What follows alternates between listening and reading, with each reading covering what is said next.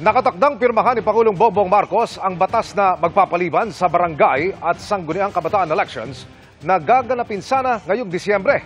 Ayon yan sa COMELEC. Nakatutok si Von Aquino.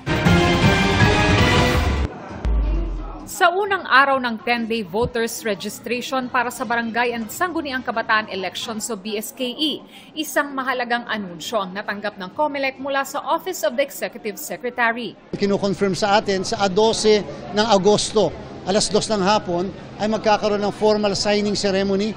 Papipirmahan ng ating Pangulo ang batas na magre-reset o postpone ng barangay at SK elections at magpi-fix ng termino ng barangay at SK na mula 3 taon papunta sa 4 na taon. Kung maipapagpaliban sa halip na ngayong Disyembre, gagawin na ang BSKE sa November 2026. Ang sinasabi noon pa ni Garcia, mas magiging maginhawa para sa kanila kung marereset ang BSKE para mas mapagtuunan nila ang paghahanda sa Bangsamoro Parliamentary Elections na gaganapin sa October 13.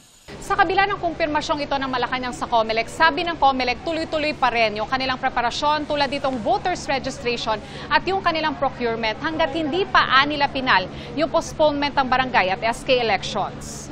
Kasi po, kahit pumapirmahan ng Pangulo, mayroong pupunta sa Korte Suprema at hindi naman sa pine-preempt natin ang aksyon ng Korte Suprema, paano kung bigla kami i-TRO sa pagkukonduct ng eleksyon, tapos hindi kami naghanda, tapos wala tayong registration. Tuloy lang ang pagproseso sa mga registrants na dumagsa kanina sa COMELEC sa Intramuros, Maynila.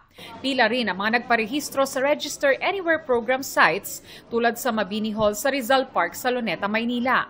Gusto ko na pong bumoto sa susunod na halalan, pati sa mga, para makakontribute na rin sa mga, para sa community ko, ganun.